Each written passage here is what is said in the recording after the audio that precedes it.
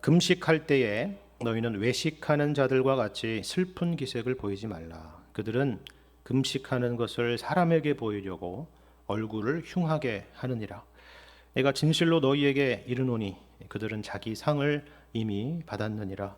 너는 금식할 때에 머리에 기름을 바르고 얼굴을 씻으라. 이는 금식하는 자로 사람에게 보이지 않고 오직 은밀한 중에 계신 내 아버지께 보이게 하려 함이라.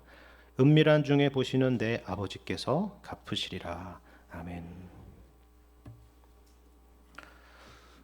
오늘 본문의 말씀은 금식에 대한 예수님의 교훈입니다. 예수님 당시에는 유대인들에게 세 가지의 경건의 의무가 있다라고 말씀을 드렸죠. 바로 구제와 기도와 금식이라 했습니다. 오늘은 그 중에 세 번째이자 마지막으로 금식에 대한 것입니다. 그런데 우리가 금식하면은 앞서 보았던 다른 두 가지보다는 조금 거리가 좀 멀게 느껴지지 않습니까? 예를 들어서 우리는 직접 구제를 하지는 않더라도 교회를 통해서 구제하는 일에 동참하게 되죠. 또 우리 주변에 여러 가지로 어려운 분들을 돌아보기도 하고 살펴보기도 하고 또 그들을 위해서 기도하기도 합니다. 기도도 마찬가지죠. 우리가 이처럼 예배 때만이 아니라 개인적으로 기도하는 시간을 갖고 계신 분들도 분명히 계실 거고요. 또 그렇지 않더라도 기도는 우리의 호흡이고 또 신앙의 필수라는 것을 모르는 분이 없으실 것입니다. 그런데 금식은 어떻습니까? 금식. 다른 두 가지에 비해서 분명히 좀 거리가 있어 보이죠. 예를 들어서 우리가 어떤 일로 헌금을 드리기로 했다거나 또 어떤 기도의 제목을 가지고 기도를 하게 되었다라고 할 때에 그걸 이상하게 여기는 사람은 없습니다. 그렇구나. 그분이 그런 어려움이 있었구나. 그런 기도의 제목으로 기도를 하시는군요. 이렇게 생각을 해요. 그런데 누군가가 나는 금식을 할 예정이야. 이렇게 한다 그러면은 우리는 놀라게 되죠. 무슨 일이야? 진짜 심각한 일이 있는 거 아니야? 이런 생각을 갖게 되는 것입니다. 이처럼 오늘날 금식이라고 하는 것은 좀 그렇게 낯설게 느껴지는 것이 사실입니다. 교회 수화적으로 봐도 그런데요. 크게 두 가지 극단으로 흘렀습니다. 하나는 로마 카톨릭인데 천주교 신자들은 우리가 알다시피 모든 종교적인 형식을 중요시 여겼기 때문에 금식 또한 그런 차원에서 강조를 했습니다. 그런데 문제는 그쪽으로 좀 극단적으로 과도하게 가다 보니까 수단과 목적이 뒤바뀌는 전도되는 일들이 생기게 된 것이죠. 오늘 본문에서 예수님께서 지적하신 바로 그 모습입니다. 하나님을 찬양하고 하나님께 감사하기 위해서가 아니라 사람들에게 보여지고 그리고 공로를 쌓기 위해서 그렇게 했던 것입니다. 하나님의 영광이 아니라 자신의 영광을 추구한 것이죠. 그런데 반대로 개신교는 또 반대의 극단으로 갔습니다. 이러한 로마 카톨릭의 종교적인 위선과 형식주의를 극복하고 또 피하려다 보니까 아예 이번에는 형식 자체가 사라져버린 것이죠. 그래서 오늘날 금식이라고 하는 것이 방금 제가 서두에 말씀드린 것처럼 우리에게는 좀 낯선 것이 되어버렸다라는 것입니다. 그런데 아마도 제가 여기까지 말씀을 드리면 이렇게 생각하실지도 모르겠습니다. 그러면 다시 하면 되지 않겠습니까? 다시 우리가 금식을 제대로 해보면 되지 않겠습니까? 우리도 이제부터 금식이라고 하는 것을 정기적으로 하는 것으로 하면 되지 않겠습니까? 그런 생각을 하는 거죠. 그래서 예를 들어 이렇게 결정을 하는 거죠. 우리가 1년에 한 번은 금식의 날로 정합시다. 한 달에 하루는 금식을 합시다. 일주일에 한 끼 정도는 금식하면서 기도하죠. 그리고 그 외의 금식은 여러분 각자 알아서 실천하시면 되겠습니다. 자, 어떻습니까? 그러면 될까요? 그런 식으로 형식을 회복하는 것이 우리가 금식을 회복하는 진정한 방법일까요? 이런 질문들과 고민들을 가지고 오늘 본문 말씀을 한번 잘 살펴봤으면 좋겠습니다. 예수님께서는 과연 이 금식에 대해서 뭐라고 말씀을 하시는지, 그리고 금식의 진정한 의미가 무엇인지, 그리고 우리가 그 의미를 제대로 살려서 금식을 한다라고 하는 것은 어떤 것인지, 이런 것들을 한번 같이 생각해 봤으면 좋겠습니다. 먼저 오늘 본문에서 두 번이나 반복되는 표현을 한번 주목해 보시길 바랍니다. 이것은 앞서서 구제나 기도에서도 동일하게 반복된 표현이었는데요. 어떤 것이냐면은 금식할 때에라는 표현입니다. 16절에서도 금식할 때에 너희는 이렇게 되어 있죠. 17절에서도 너는 금식할 때에라고 되어 있습니다. 무슨 말이에요? 이 금식이라고 하는 것은 선택이 아니라 필수라는 것입니다. 기본이라는 것이죠. 그러니까 만일에 너희가 금식하려고 한다면이 아니에요. 그렇죠? 금식할 때에입니다. 마치 우리가 밥 먹을 때에라고 말하는 것과 같은 거예요. 일단 금식이라고 하는 것은 기본적인 전제로 깔고 지금 말씀을 하시고 있다라는 거죠. 어떤 분들은 이 금식이라는 것이 구약 시대나 초대교회 시대에서나 있었던 일이지 오늘날에는 뭐 의미가 없는 것이 아니냐 이렇게 생각하는 분들이 계실 겁니다. 그렇지 않습니다. 꼭 그렇진 않아요. 금식이라고 하는 것은 분명히 오늘날의 기독교인들에게도 의미 있는 경건의 모습입니다. 그런데 그렇다고 해서 뭐 형식적으로 아니면 율법적인 의미에서 금식을 지키고 해야 된다라는 그런 의미가 아닙니다. 진짜 금식을 해야 된다는 것입니다. 만일 이것을 놓치면 오늘 본문에서 예수님께서 지적하신 바와 같이 우리는 외식하는 자가 되고 말 것입니다. 자, 그렇다면 우리가 오늘날 제대로 금식을 하기 위해서 먼저 성경에서 이 금식에 대해서 뭐라고 말씀하시는지를 확인해야 되겠죠. 성경에는 금식에 대한 참 여러 가지의 말씀들이 있는데요. 특별히 구약 성경을 보면은 이스라엘 백성들이 참 각가지 상황, 여러 상황에서 금식을 했다라는 것을 우리가 살펴볼 수 있습니다. 개인적으로 금식하는 경우는 우리가 제외하고라도 국가적으로 그리고 공식적으로 금식하는 경우가 있었는데요. 예를 들면 성경을 보면은 이스라엘 역사에 있어서 정말 가장 슬픈 역사가 있지 않았습니까? 그게 뭐냐면 바로 바벨론에 의해서 예루살렘 성전이 파괴가 되고 예루살렘 도시가 유린당하고 그리고 유대인들이 바벨론의 포로로 끌려갔던 그와 같은 역사입니다. 이것을 우리가 기억하자라는 차원에서 금식을 했던 것이죠. 그래서 1년에 총 4차례의 금식을 했다고 알고 있습니다. 오늘날 우리가 어제 3.1절과 마찬가지로 오늘날의 이런 국경일처럼 모두 다 그날을 하나하나 기억하자라는 의미에서 금식을 제정하고 그렇게 시행했더라는 것입니다. 신약 시대로 넘어오면 일부의 경건한 유대인들은 일주일에 2번씩 금식한 경우가 있었는데요. 특별한 요일을 정해서 금식을 했습니다.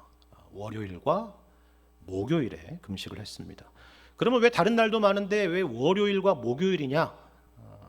그것은 과거에 모세가 시내산에 올라갔던 적이 있었는데 시내산에 월요일에 올라갔다가 목요일에 내려왔다는 거예요.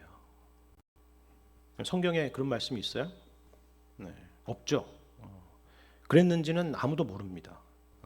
다만 그렇게 해서 우리도 그와 같이 하면 모세처럼 하나님의 거룩하심에 다가갈 수 있다라고 생각을 한 것입니다. 우리도 그런 생각 하잖아요. 우리가 며칠 동안 금식 기도를 한다 그럴 때 며칠 해요? 40일 금식을 기도합니다. 저는 그래서 그런 생각이 들었어요. 왜 39일도 아니고 41일도 아니고 40일일까? 왜 40일일까요? 모세가 40일을 그렇게 보냈으니까, 예수님이 40일 동안 금식했으니까 그런 생각을 하는 거예요. 그와 같은 것이죠.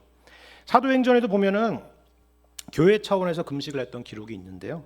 바나바와 바울을 선교사로 세워서 파송할 때에 교회가 금식하면서 기도했고, 교회에서 장로들을 세울 때에도 금식하면서 기도했다라고 성경은 기록하고 있습니다. 왜 그랬을지는 여러분 분명하지 않습니까? 겉으로 볼 때는 우리가 교회 일꾼들을 사람의 손으로 세우는 것처럼 보이지만 하나님께서 이 모든 과정을 통해서 친히 세워주시고 인도해 주시기를 그렇게 간구했던 것입니다. 그런데 이런 금식들은, 방금 말씀드린 금식들은 사실 개인적으로든 교회적으로든 아니면 국가와 민족적으로든 모두 다 사실 자발적인 의미의 금식이었습니다.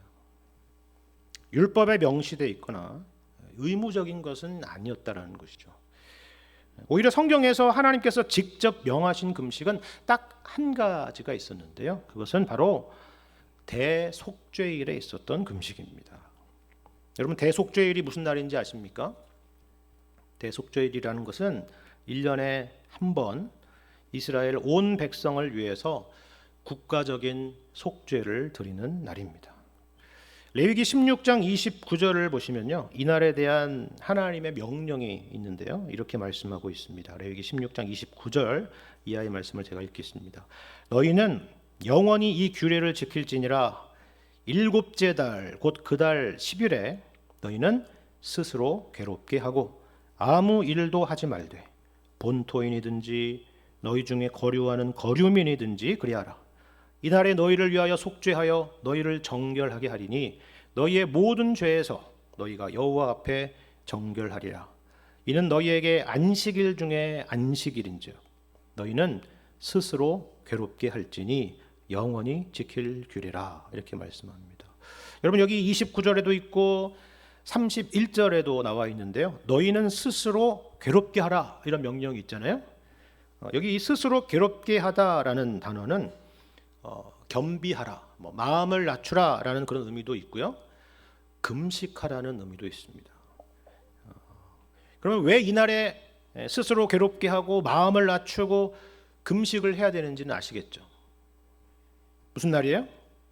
바로 대속죄일이기 때문입니다. 하나님 앞에 우리가 죄인이라는 사실을 인정하고 고백하는 그와 같은 날이기 때문이죠. 우리의 의로는 하나님 앞에 설 수 없기 때문이죠. 그래서 이와 같은 모습으로, 겸비한 모습으로 하나님의 자비와 긍휼을 구하는 자리로 나아갔던 것입니다. 그런데요, 그렇다고 해도 왜 여기에 금식이라는 것이 있는지 우리는 한번 깊이 생각해 볼 필요가 있습니다. 우리가 마음을 낮추고 겸비한 마음으로 하나님 앞에 서야 되는 것은 분명히 이해가 되지 않습니까? 당연히 그렇죠. 그런데 왜 여기에 금식이라는 것이 있을까? 이 금식이라는 명령이 있을까 하는 것입니다. 이건 어떤 의미일까요? 흥미로운 것은 바로 여기 29절에 그 의미가 무엇인가 하는 것을 이해할 수 있는 힌트가 담겨 있다는 사실인데요. 여러분, 29절을 다시 보시겠습니까? 여기 분명히 두 가지 명령이 같이 붙어 있죠. 하나는 방금 우리가 확인한 스스로를 괴롭게 하는 것, 금식하는 것이죠. 근데 그 다음에 어떤 내용이 이어지나요? 아무 일도 하지 말라라는 것입니다. 그러니까 이날에는 금식하고 아무 일도 하지 말라라는 것입니다.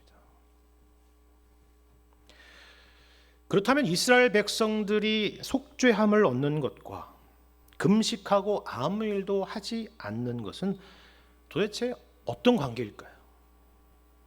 왜 이런 명령을 대속죄일에 하셨을까요? 그 이유는 이어지는 말씀 가운데 있습니다. 우리 다시 30절을 볼까요? 30절에 이렇게 말씀하죠.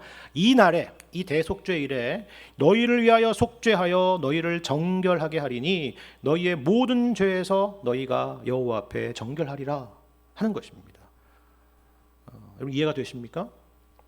스스로 괴롭게 하는 것, 그러니까 금식하고 아무 일도 하지 않는 것과 이날에 너희를 위하여 속죄하여 너희를 정결하게 하는 것을 이처럼 서로 연결하고 있는 것입니다. 이건 어떤 의미일까요? 우리가 금식하고 아무 일도 하지 않으면 우리의 죄가 용서받는다는 말씀일까요? 당연히 그런 말은 아니겠죠. 그렇죠? 그렇다면 이것은 도대체 무슨 말입니까? 여러분, 한번 생각을 해보세요. 금식이라고 하는 게 뭡니까? 금식. 쉽게 말해서 금식이라는 것은 쉽게 말하면 밥을 안 먹는 것이죠.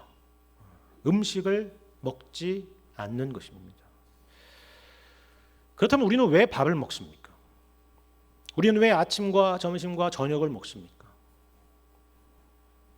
요즘같이 풍요로운 세상이야 즐거움을 위해서 먹는 사람도 있겠지만 불과 우리나라도 몇십 년 전만 해도 전혀 다른 이야기지 않았습니까?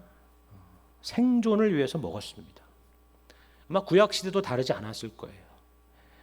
요즘에야 인간은 살기 위해 먹는 존재냐 먹기 위해 사는 존재냐 이런 철학적인 명제를 두고 토론을 하기도 하지만 당시에는 선택지가 하나밖에 없지 않았습니까? 살기 위해 먹는 거죠. 말 그대로 목구멍이 포도청인 그런 시대였습니다. 그런데 우리가 이런 식으로 끊임없이 계속 살아가다 보면요, 우리도 모르게 우리 가운데 어떤 하나의 이론이 하나의 공식처럼 굳어져 버리게 됩니다. 어떤 거요? 내가 먹는 이 음식이 나를 살게 하고 나를 존재하게 한다라는 것입니다. 물론 당연한 것이죠. 우리는 살아가려면 필수 영양소가 필요하지 않습니까? 탄수화물도 필요하고 단백질도 필요하고 지방도 필요합니다. 비타민이나 미네랄도 필요하죠. 당연히 물도 필요합니다. 이것이 다 음식 안에 담겨 있는 건 아닙니까? 그런데 정말 이와 같은 것들이, 이 음식이 우리를 살게 하는 것일까요? 여러분, 인생을 좀 더 멀리서 객관적으로 한번 보시기를 바랍니다. 우리는 이렇게 먹고 또 이렇게 잘 먹고 사는데도 결국은 죽게 되지 않습니까? 물론 조금 비관적으로 말씀드려서 죄송합니다. 그런데 그게 엄연한 사실이잖아요. 그렇게 먹고 또 먹고 잘 먹고 또 각종 약까지도 먹고 사는데도 우리는 결국 죽습니다. 슬픈 일이죠. 비참한 일입니다. 그렇지 않습니까? 무슨 말인지 여러분 아시겠습니까? 왜 하나님께서 대속죄일에 금식을 명하셨는지 좀 아시겠습니까? 그것은 바로 사람은 떡으로만 사는 존재가 아니다라는 것입니다. 그것을 가르쳐 주시기 위한 거예요. 당시에는 농사를 짓는 노동을 통해서 수확해서 먹고 살았죠. 오늘날 우리는 노동으로 돈을 벌고 그 돈으로 먹을 것을 사서 먹습니다. 결국은 똑같은 것입니다. 그런데 이러한 사이클이 반복되고 또 반복되면 우리는 어떤 착각에 빠지느냐면요, 우리가 일하고 그리고 그 결과로 먹고 사는 것이다, 이렇게 생각을 하는 겁니다. 우리의 생명이 거기에 달려있다라고 생각을 하는 것이죠. 하지만 그렇지 않다라는 것입니다. 그것이 잠시 이 땅에서 우리를 살게 하고 또 우리의 가족을 살게 할 수 있을지 모르지만 그것이 우리의 궁극적인 생명, 영적인 생명을 얻게 하고 또 유지하게 하는 것은 아니다라는 것입니다. 우리에게 이 땅의 음식이 아닌 우리를 영원히 살게 하는 진짜 양식이 있다라는 것을 기억하라는 것입니다. 그래서 대속죄일에 안식하면서 잠시 멈추어 보라는 거예요. 일을 멈추고 음식을 멈추어 보라는 것입니다. 그래서 진정으로 우리가 무엇으로 사는 존재인지, 무엇이 우리의 참된 양식인지를 한번 생각을 해보라는 것입니다. 죄가 무엇이고 사망이 무엇이며 누가 우리의 죄의 문제를 해결하시는 분이신지, 누가 우리의 진정한 생명의 양식인지, 누가 우리의 진정한 인생의 주인이신지를 생각해 보라는 것입니다. 금식이라고 하는 것이 다만 부정적이고 소극적인 의미였다면, 금식이라는 것이 다만 우리를 괴롭게 하고 우리에게 단지 어떤 형식적인 종교적인 의무를 지우려 하는 것이었다면 여기 여러분 레위기 16장 30절 같은 말씀은 없었을 것입니다. 그렇지 않습니까? 그럼 다시 보세요. 왜 금식하라고요? 왜 노동을 쉬라고 합니까? 30절, 이 날에 너희를 위하여 속죄하여 너희를 정결하게 하리니 너희의 모든 죄에서 너희가 여호와 앞에 정결하리라 라는 말씀입니다. 누가요? 누가 우리의 죄를 속죄하고 우리를 정결하게 하리라는 것입니까? 누가 우리 인생의 본질적인 문제, 죄와 죽음의 문제를 해결하시겠다는 거예요? 너희가 아니라, 음식이 아니라 여호와 하나님께서 그렇게 하시겠다라는 것입니다. 세상의 음식이 너희를 살리는 것이 아니라는 것입니다. 내가 너희의 진짜 음식이 되고 진짜 생명의 양식이 되리라는 것이죠. 내가 너희를 죄로부터 정결하게 하고 내가 너희를 살리겠다라는 것입니다. 그래서 실제로 2000년 전에 하나님의 아들이신 예수 그리스도께서 생명의 떡으로 우리에게 오시지 않았습니까? 이것을 아는 것이 진짜 금식의 의미다라는 것입니다. 사실 이런 맥락에서 보면요, 이스라엘 백성들의 40년이라고 하는 광야의 생활은 일종의 금식이라고 해도 과언이 아닙니다. 왜 그렇습니까? 여러분 이 말씀을 한번 보십시오. 신명기 8장 2절 이하의 말씀 제가 읽어드리겠습니다. 내 하나님 여호와께서 이 40년 동안에 내게 광야 길을 걷게 하신 것을 기억하라.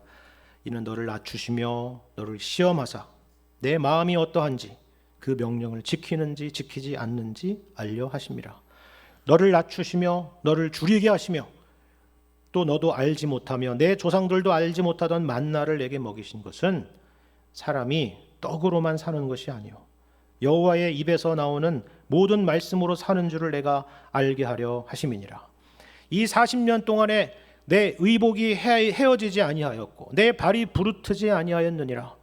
너는 사람이 그 아들을 징계함 같이 내 하나님 여호와께서 너를 징계하시는 줄을 마음에 생각하고 내 하나님 여호와의 명령을 지켜 그의 길을 따라가며 그를 경외할지니라.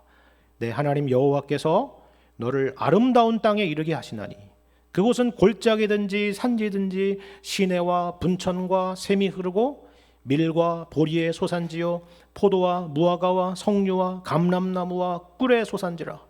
내가 먹을 것에 모자람이 없고 내게 아무 부족함이 없는 땅이며 그 땅의 돌은 철이요 산에서는 동을 캘 것이라. 내가 먹어서 배부르고 내 하나님 여호와께서 옥토를 내게 주셨으므로 말미암아 그를 찬송하리라 라는 말씀이에요. 정말 흥미로운 말씀입니다. 왜 그런지 아세요? 여러분 여기 방금 읽었던 7절 이하의 말씀을 보세요. 하나님은 그들에게 분명히 풍성한 먹거리를 약속하셨죠. 말 그대로 젖과 꿀이 흐르는 땅을 약속하셨습니다. 그들이 그것을 분명히 얻을 것입니다. 누리게 될 거예요.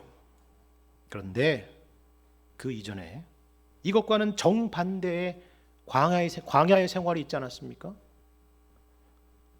일종의 금식인 셈입니다. 그런데 여기에는 목적이 있었다는 거예요. 그들을 괴롭게 하려는 게 목적이 아니었다는 겁니다. 어떤 목적이요? 사람이 떡으로만 사는 것이 아니요 여호와의 입에서 나오는 모든 말씀으로 사는 줄을 알게 하려 했다는 것입니다.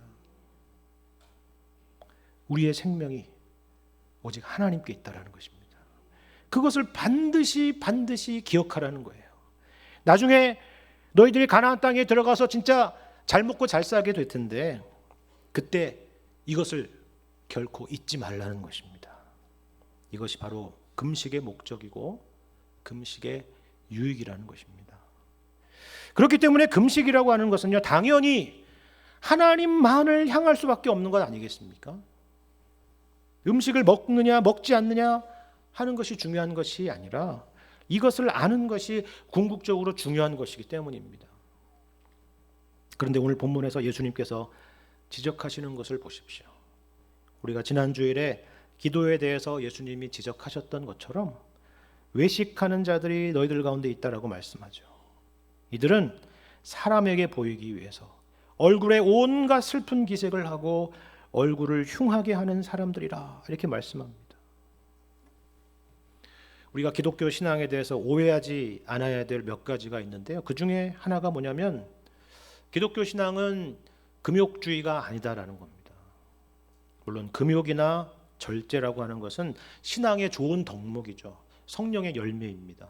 그런데 금욕이나 절제가 아니라 금욕주의라고 하는 것은 그것 자체를 신앙의 목표 삼는 것을 말합니다.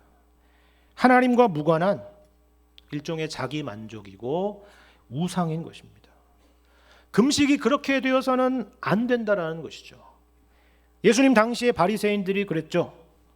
그리고 이 말은 바리새인들만 그랬다는 것이 아니라 우리도 얼마든지 그러한 위험에 빠질 수 있다라는 것을 경고하시는 것입니다. 그렇다면 우리가 어떻게 하면 이러한 외식적인 행동을 피할 수가 있을까요? 어떻게 하면 우리의 금식과 같은 이 경건이 하나님만을 향할 수가 있겠습니까? 물론 여기에는 소극적인 방법이 있습니다. 어떻게든 그렇지 않은 것처럼 숨기는 것이죠. 너 요즘 혈색이 안 좋아 보이는데 혹시 금식하니? 아니야. 그렇지 않아. 절대로 그렇지 않아. 뭐 이렇게 얘기하는 것과 같은 것입니다. 여러분 17절에 이렇게 말씀하고 있지 않습니까? 너는 금식할 때에 머리에 기름을 바르고 얼굴을 씻으라 했습니다. 이건 특별한 것이 아니고요. 여러분 아시다시피 팔레스타인 지역은 특히 남부 지역은 굉장히 건조한 지역이지 않습니까? 흙먼지가 많이 날리고 그렇죠. 그래서 머리에 기름을 바르고 얼굴을 씻으라고 하는 것은요 다른 말이 아닙니다. 우리가 일상적으로 아침에 일어나서 세수를 하고 로션을 바르는 것과 같은 거예요. 그저 평상시처럼 행동하라는 것입니다. 평상시처럼 그렇게 하는 것입니다. 표시내지 않고 남들 모르게 그렇게 하는 것이죠. 하나님만 아시도록 하는 것입니다. 이게 소극적인 방법이죠. 그런데 이런 소극적인 방법 말고 적극적이고 긍정적인 방법도 있습니다. 우리가 이 길로 가야 됩니다. 우리가 앞서서 이스라엘 백성들은 1년에 한 번 대속죄일에 금식을 했다고 했죠. 혹은 국가적으로나 개인적인 차원에서 금식한 일이 있다라고 했습니다. 그리고 경건한 유대인들, 바리새인들은 일주일에 2번씩 금식한 사람들도 있었다라고 말씀을 드렸어요. 그런데 그 정도가 아니라 일평생을 금식하신 사람이 있습니다. 누군지 아십니까? 바로 예수님이십니다. 아유, 무슨 예수님이 평생을 금식을 했습니까?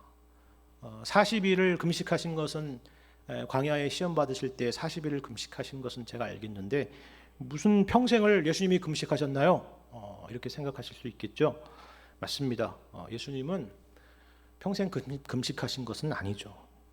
그런데 여러분 금식의 본질적인 의미를 한번 생각을 해보세요. 금식이라고 하는 것은 평소에 늘 먹던 음식을 중단하는 거 아닙니까? 평소에 즐기던 것을 멈추는 것이죠. 그렇죠. 그렇다면 예수님은 어떻습니까? 예수님은 하늘의 영광의 보좌를 버리시고 이 땅에 오시지 않았습니까? 그것도 우리와 같은 연약한 인간의 몸으로 오셨습니다.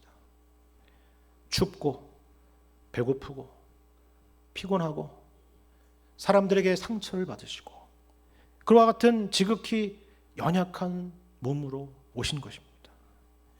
그렇다면 이것보다 더한 금식이 있을까요? 우리가 1년 365일을 금식한다라고 해도 예수님의 금식과는 비교조차 할 수가 없었을 것입니다. 그런데 여러분 예수님을 보십시오. 예수님께서 이 땅에 그와 같은 모습으로 계실 때에 어떻게 지내셨습니까? 슬픈 기색을 보였나요? 얼굴을 흉하게 하셨습니까? 내가 이렇게까지 왔는데 나를 못 알아준다고 원망하셨습니까? 그렇지 않죠. 전혀 그러지 않았습니다. 힘들지 않고 고통스럽지 않고 편안하셨기 때문이 아니에요. 여러분 히브리서 5장 말씀을 보면 이렇게 말씀하지 않습니까? 예수님은 육체에 계실 때에 자기를 죽음에서 능히 구원하실 이에게 심한 통곡과 눈물과 간구와 소원을 올렸다라고 기록을 하고 있습니다.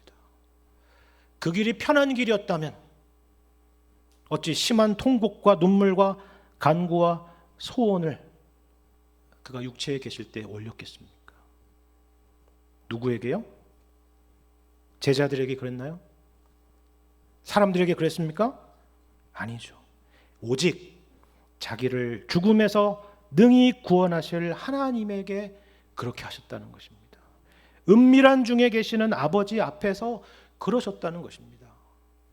그리고 언제나 제자들과 그리고 무리들 앞에서는 머리에 기름을 바르고 얼굴을 씻는 것과 같이 아무 일도 없는 것처럼 그렇게 사셨죠.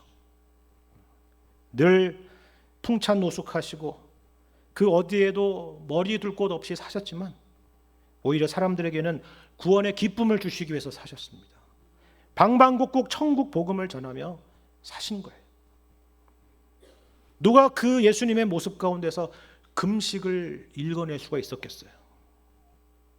이것이 바로 하나님이 원하시는 진짜 금식의 모습이라는 것입니다. 사람들은 누구나 무언가를 자원으로 삼고 살아갑니다. 1차적으로는 우리는 음식 없이는 살아갈 수가 없죠. 며칠만 굶어도, 며칠만 물을 마시지 않아도 우리는 죽을 것만 같은 것이 연약한 우리의 모습 아닙니까? 또한 사람들의 관심과 사랑을 우리는 자원 삼아 살아갑니다. 우리가 태어나서 오늘 이 시간 내가 있기까지 부모를 포함하여서 여러 사람들의 돌봄과 관심과 사랑을 받았죠. 그것을 생각해 보십시오. 그것이 없었다면, 그리고 지금도 역시 그것이 없다면 우리는 살 수가 없을 것입니다. 사람들의 인정과 칭찬도 마찬가지 아닙니까? 사람들이 다 나를 외면하고 무시하고 거절한다면 우리는 삶의 의욕을 잃어버리고 말 것입니다. 하지만 음식이든 관심과 사랑이든 인정과 칭찬이든 우리가 살아가는 데 필요한 그 어떤 것이든지 간에 그것이 우리를 궁극적으로 살게 하는 양식은 아닌 것입니다. 어떻게 보면 앞서 보았던 대속죄일이 안식일이었던 것처럼 오늘과 같은 주일이 바로 이것을 생각하게 하는 금식일 수도 있는 겁니다. 왜 그럴까요? 여러분, 우리는 한 주 동안 방금 말씀드린 그것들을 위해서 그것들을 양식 삼아서 살지 않았습니까? 무엇을 먹을까? 무엇을 마실까? 무엇을 입을까 하면서 살지 않으셨나요? 사람들의 칭찬과 인정에 목말라 살지 않았습니까? 하지만 이 시간은 그 모든 것들로부터 잠시 한 발짝 떨어져서 하나님 앞에서 우리 자신들을 돌아보는 것입니다. 무엇이 진정으로 우리의 참된 양식인가? 사람은 무엇으로 사는가? 생각하는 것이죠. 그리고 이렇게 함께 모여서 함께 찬양하며 고백하는 것입니다. 여호와는 나의 목자시니 내게 부족함이 없으리로다.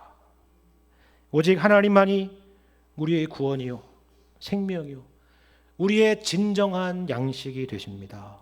그렇게 고백하는 것이죠. 요한복음 4장을 보면 예수님께서 우리가 잘 아는 사마리아 여인을 만나시는 사건이 있습니다. 이 사건이 있는 동안 제자들은 동네에 먹을 것을 사러 갔다라고 기록하고 있는데요. 드디어 제자들이 음식을 사와서는 예수님께 잡수시기를 권하는 내용이 있습니다. 그런데 그때 예수님께서 뭐라고 말씀하시는지 아십니까? 나에게는 너희가 알지 못하는 먹을 양식이 있다라는 것입니다.